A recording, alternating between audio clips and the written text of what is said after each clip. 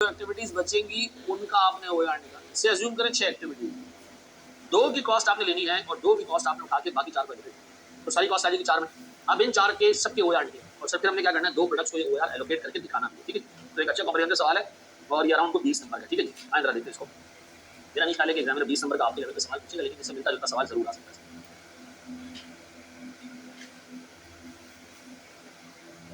चलिए इसको हम रीड करना शुरू करते हैं। ये सवाल क्या है जी, super auto manufacturers components for auto industries, ठीक है।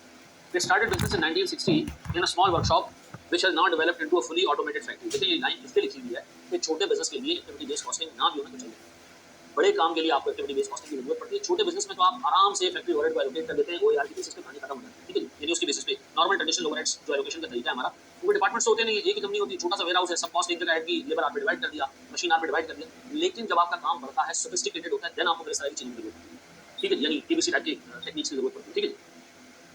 अच्छा जी, ये कह रहे जी अब हमारी फैक्ट्री है, लेटेस्ट कंप्यूटराइज्ड मशीन है इसमें फॉर एलोकेटिंग ओवरहेड्स। ऐसे has been using single plant wide factory overhead absorption rate based on direct labour hours. यानी सर आज तक ये होता आया है कि हमने अपनी सारी ओवरहेड की कॉस्ट दी होगी, मेरा आरएस को इग्नोर करना, ठीक है।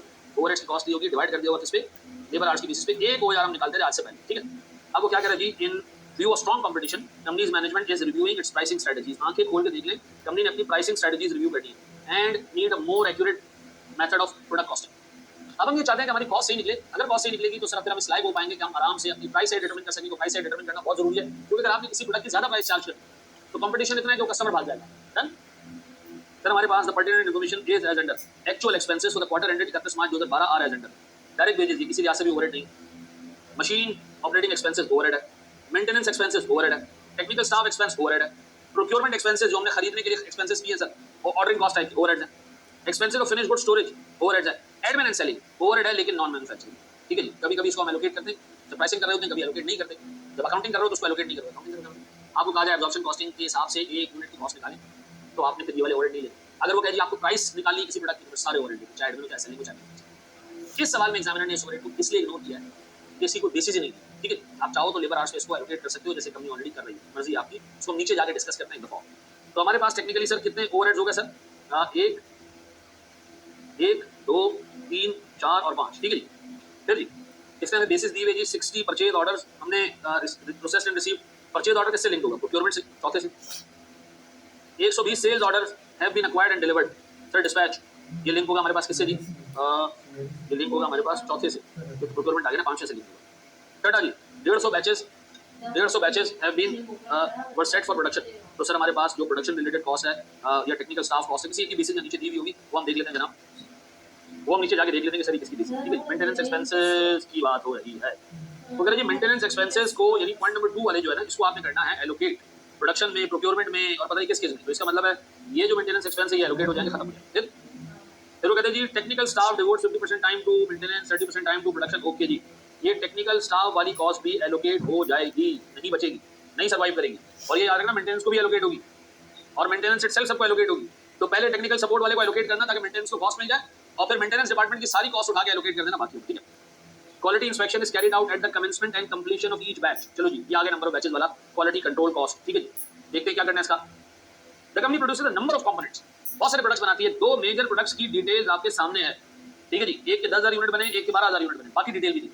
आप होगा दोनों की कॉस्ट निकालें, मुकम्मल cost per unit activity based costing से, और जो अभी तक तरीका चल रहा था सिंगल प्लांट वाइड रेट से, दोनों की कॉस्ट निकाल के 20 मार्क्स का क्वेश्चन है। तो सबसे पहले तो एक काम करते हैं, हम देख लेते हैं हमारे पास सबसे पहला काम सर ओवरहेड्स को एलोकेट करना शुरू करते हैं एक्टिविटीज में। एक्टिविटीज हैं कितनी सर अपेरेंटली जो एक्टिविटीज नजर आ रही हैं, प्रोडक्शन कॉस्ट है, प्रोक्योरमेंट है, फिनिश गुड स्टोर्स है, क्वालिटी कंट्रोल है, इस तरह की चीजें। आए जरा सर अल्लाह का नाम लेके हम सारी कॉस्ट को पहले एक्टिविटीज में एलोकेट करते हैं, फिर दो एक्टिविटीज की कॉस्ट लेके सबको एलोकेट करते हैं, एंड फिर रेलेवेंट एक्टिविटीज का ओआर निकालते हैं, और फिर एक्टिविटी बेस्ड कॉस्टिंग के हिसाब से दोनों प्रोडक्ट्स की कॉस्टिंग करते हैं, एंड देन फिर ट्रेडिशनल ओवरहेड्स के हिसाब से दोबारा ऐसी कॉस्टिंग करते हैं। चलिए चलो जी सर हमारे पास इन्हीं एक्सपेंसेस को हम एक्टिविटीज के तौर पर लेके चल रहे हैं। सर हमारे पास है मशीन ऑपरेशंस, ठीक है जी, पहली activity, maintenance, technical staff, procurement expenses, finish goods और डिस्पैच, ऐसा।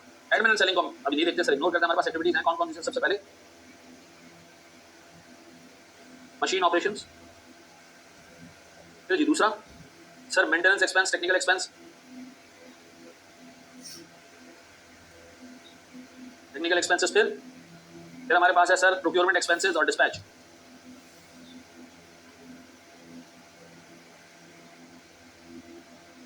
5 हो गई। चलें सर, कॉस्ट देखें इसकी कितनी कितनी है, ऊपर दी हुई है सर सबकी कॉस्ट। सर मेरे पास 2.5, 1.5, 2, सर सबकी कॉस्ट मैं करके लिख रहा हूँ, 2.5, 1.5,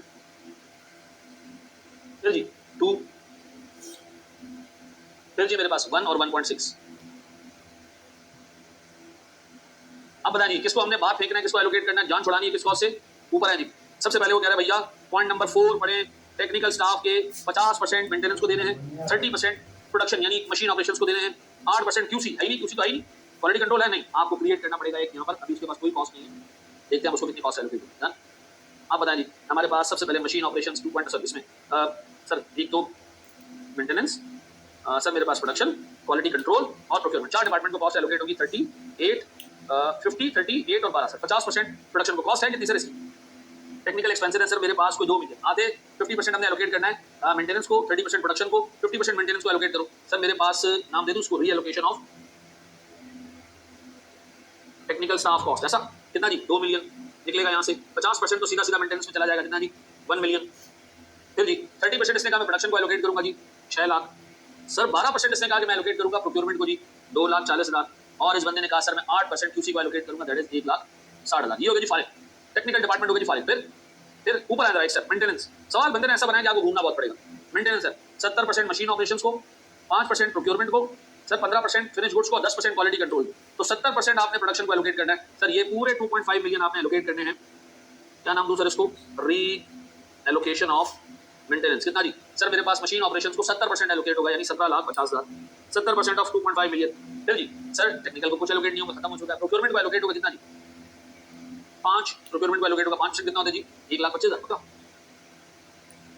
फिर जी डिस्पैच को एलोकेट होगा कितना जी 15% जी, 15% कितना होता है जी 3,75,000। सर क्वालिटी कंट्रोल को एलोकेट होगा कितना जी 10%, 10% कितना होता है देखो 10% होता है जी 2.5 लाख रुपए पक्का।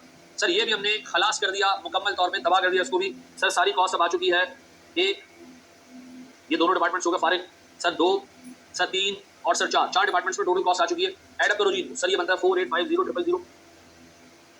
सर मेरे पास ये दोनों तो फारिग, सर तीसरा बनता है मेरे पास 13,65,000। सर चौथा मेरे पास आता है जनाब कोई 1975।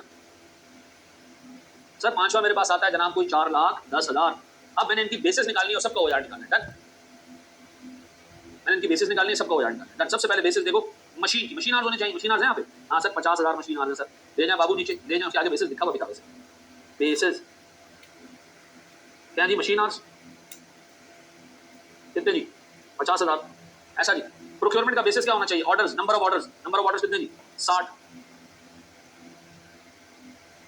ऑर्डर्स 60 जी। डिस्पैच के जी सेल्स ऑर्डर्स 120 सेल्स ऑर्डर्स, ये सर 120 सेल्स ऑर्डर्स, ठीक है जी। फिर जी quality control, number of batches, याद आया हम परेशान हो रहे थे शुरू में कि बैचेस किसके लिए होंगे, आगे जी बैचेस का पापा कितने जी 150 बैचेस। अब एक बात बताओ मेरे प्यारे बच्चों, बेसिस तो आ गया, ठीक है जी। OAR कितना जी सर 4,597 रुपीज पर मशीन आर, ठीक है जी। सर 1365 डिवाइड बाय 60 22,750 पर ऑर्डर, ठीक है जी। सर सेल्स ऑर्डर 120 से डिवाइड 16,458.33 458.33 पर सेल्स ऑर्डर। लास्ट वाला सर पर बैच 2733.33 पर बैच, ऐसा सर। ये मैंने सारे के सारे ओवरहेड्स एलोकेट कर दिए सर। मेरी कुर्सी खराब हुई है, बार बार नीचे चली जाती है, वजन बर्दाश्त नहीं कर पा रही है, मेरा वजन ज्यादा हो गया, मुझे नहीं पता सर। ये आगे सर मेरे पास हो यार डन सारों के पक्का, आधा काम तो कर दिया सर आपने। अब वो कह रहे जी ओवरहेड का जो है वो हिसाब किताब डायरेक्ट लेबर आवर्स की बेसिस पे निकालना। देखिए चीज हमने जानबूझ के इसमें इग्नोर किया, वो एडमिन एंड सेलिंग। आप चाहो तो उसको भी एलोकेट कर सकते हो लेबर आवर्स की बेसिस पे, लेकिन मेरे हिसाब से कोई जानदार बेसिस नहीं हो सकती। लेकिन आप यकीन करें से पहले नहीं कर रहे, सारे ओवरहेड हमने एलोकेट किए। मेरे हिसाब से ये भी एलोकेट होना चाहिए था, आईकैप के एग्जामिनर ने नहीं किया। मेरे हिसाब से एबीसी में हर ओवरहेड एलोकेट होता है। फिर हम देखते हैं जो प्राइसिंग करनी है तो प्राइसिंग के लिए सिर्फ रेलेवेंट ओवरहेड, सारे ओवरहेड ले लो। अगर अकाउंटिंग करनी है तो अकाउंटिंग के लिए आप क्या करते हो, सिर्फ प्रोडक्शन ओवरहेड लेते हो। अकाउंटिंग के लिए नॉन मैन्युफैक्चरिंग ओवरहेड नहीं लेते, लेकिन चूंकि आप यहाँ प्राइसिंग कर रहे हो तो आप ले सकते थे, मैंने नहीं लिया, आप ले सकते थे। मैं आपको फिर बता रहा हूँ, आईकैप के एग्जामिनर ने पास में इसको 3 कंसिस्टेंटली कभी लिया कभी नहीं लिया। याद रखिएगा जब आपको एक प्रोडक्ट की प्राइस निकालनी है सारे ओवरहेड लेंगे, और अगर एक प्रोडक्ट की कॉस्ट ऐसे निकालनी है आपने कि अकाउंटिंग के लिए निकालनी है, एब्जॉर्प्शन कॉस्ट नहीं, सिर्फ मैन्युफैक्चरिंग कॉस्ट है। बड़े उससे आगे सर अब बताइए मेरे पास टोटल ओवरहेड है कितने, इसको हटा के तो सर अगर मैं टोटल और इसको भी हटा के मटेरियल है, ठीक है, तो 8 मिलियन का ओवरहेड है, तो 8.6 मिलियन बचता है। 8.6 मिलियन मैं काम कर रहा हूँ सर, ओवरहेड्स है मेरे पास 8.6 मिलियन। मैं इसको डिवाइड कर रहा हूँ सर किससे, लेबर आवर्स से। लेबर आवर्स कितने, लेबर आवर्स लेबर आवर्स दिए मैं ऊपर सर, दिए सर, ये दिए 30,000 लेबर आवर्स, 30,000 लेबर आवर्स। एक OAR बताओ जो कंपनी ने अब तक इस्तेमाल किया है।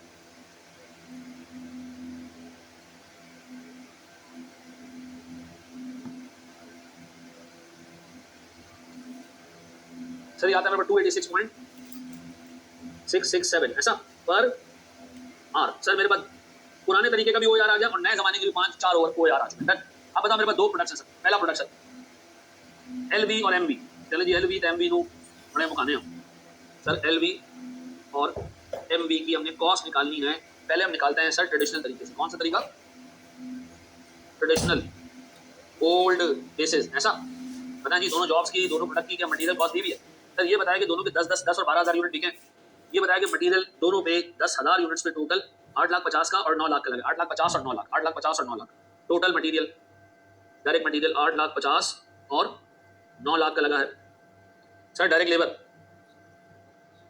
लगा है कुछ? Direct labour sir, direct labour के बारे में इसने आवर्स दिए। डायरेक्ट लेबर आवर्स 1,000 घंटे और डायरेक्ट लेबर आवर्स 1,500 घंटे। तो लेबर के एक आवर की कॉस्ट कितनी है?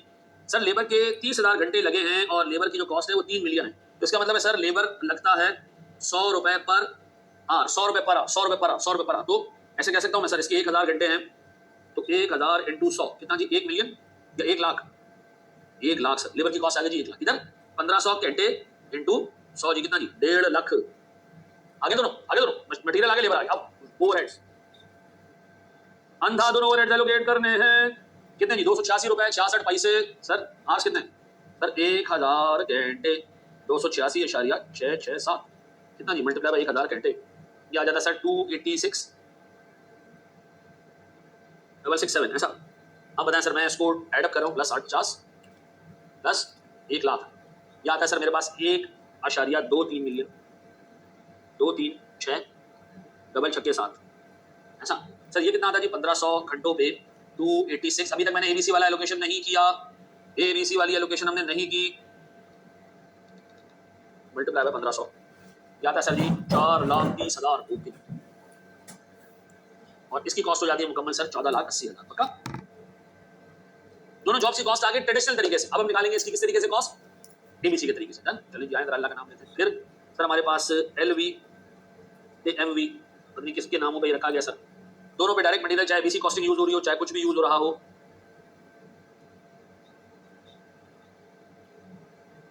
न्यू मेथड ठीक है जी। डायरेक्ट मटेरियल दोनों का सेम जी कितना जी? 8,50,000 और बाबू इधर 9 लाख। डायरेक्ट लेबर 1 लाख और 1.5 लाख। अब बता जी ओवरहेड्स एलोकेट करने। सर 4 ओवरहेड्स पे एलोकेट होंगे। सबसे पहला बेसिस, सबसे पहला ओवरहेड एलोकेट हम करने जा रहे हैं। कौन सा सर? मशीन ऑपरेशन 97 रुपीज पर मशीन आवर। मशीन आवर्स कितने सर? दोनों मशीन आवर्स दिए पर बैच। ओके जी, तो पहले हमें बैचेस निकालने। तो बैच साइज दिया हुआ है, यूनिट्स दिए। ठीक है जी, इसका मतलब थोड़ी लंबी ख्वारी करनी पड़ेगी। पहले बैचेस निकालने। अब बताएं सर, अगर मैं बैचेस निकालने जाऊं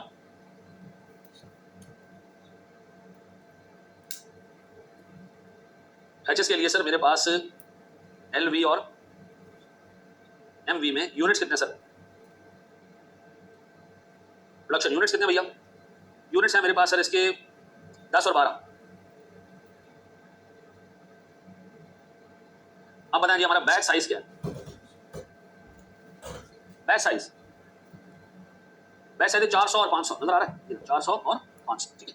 400 और 500, 400 यूनिट्स और 500 यूनिट्स। मुझे बैचेस बताओगे कितने बैचेस?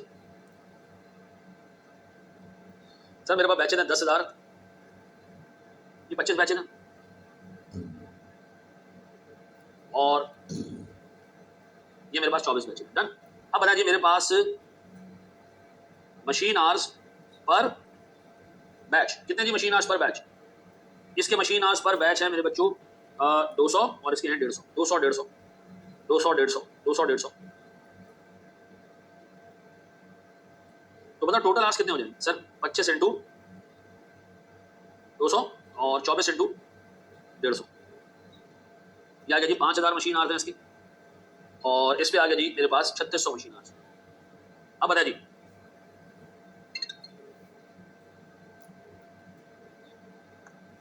सर, मैंने इनको मल्टीप्लाई करना है सर। 5,000 इंटू 97 रुपए का रेट, ये मेरे पास आ जाता है 485,000।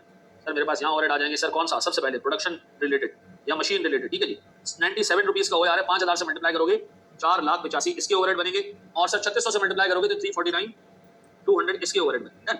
इसके बाद दूसरा ऑर्डर, दूसरा बाबू प्रोक्योरमेंट 60 ऑर्डर, 60 ऑर्डर्स प्रोक्योरमेंट क्या कह रहा है जी प्रोक्योरमेंट के बारे में? हमने ऑर्डर्स निकालने, नंबर ऑफ ऑर्डर्स। तो कह रहे एक परचेज ऑर्डर में हमने अपने सप्लायर से 1,70,000 रुपए का मटेरियल मंगवाया। टोटल मटेरियल कितना था? टोटल मटेरियल था 850। हमने 1,70,000 रुपए का मटेरियल एक ऑर्डर में मंगवाया। 9 लाख सर, 1.5 लाख अपने एक ऑर्डर। ऐसे ही अगर मैं कैलकुलेट करूं ना तो मुझे इसके 5 ऑर्डर्स नजर आ रहे हैं और इसके 6 ऑर्डर्स नजर आ रहे हैं, लेकिन इसको प्रॉपर्ली वर्कआउट कर देते हैं सर। ठीक है जी, परचेज ऑर्डर्स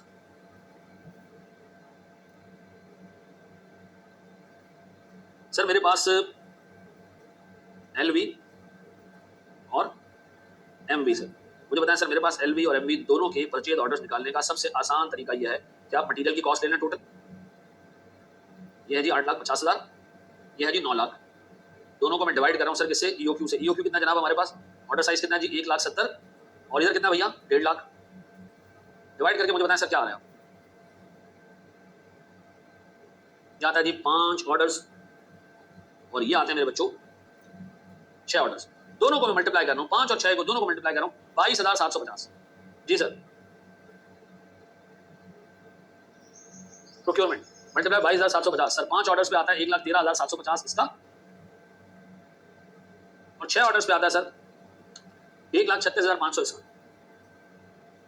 6 और 5 ऑर्डर्स ऐसे ही। चलो अब तीसरा ओवरहेड सर किस बेसिस पे? Sales orders. अब मुझे बताएं सर हमने डिस्पैच कितने की सर? इसमें तो लिख के दिए डिस्पैच ऑर्डर 8 और 10 ऐसा सीधा 8 और 10। 8 को मल्टीप्लाई करूं किससे? 16458 सॉरी 16458.33 16458.33 मल्टीप्लाई बाय 8 ऑर्डर्स। ये आते हैं सर मेरे पास 1,31,667। यह सर मेरे पास डिस्पैच की कॉस्ट। सेल्स ले लिया तो एडमिन भी ले लेते ना मनुष्यों, क्या बोलूं मैं, किस तरीके से पता नहीं सॉल्व किया जाता है। फिर जी उसके 10 ऑर्डर्स हैं, मल्टीप्लाई बाय 10 कितना जी? 164,583। अब डिस्पैच के बाद से मेरे पास quality control, number of batches, quality control. एक बैच की कॉस्ट है 273.33। नंबर ऑफ बैचेस मैंने बताया 25 और 24 ये नजर आ रहा है। 25 और 24 ऐसा मल्टीप्लाई करो जी 25 6833 और सर उसके 24 है सर मेरे पास 65,600।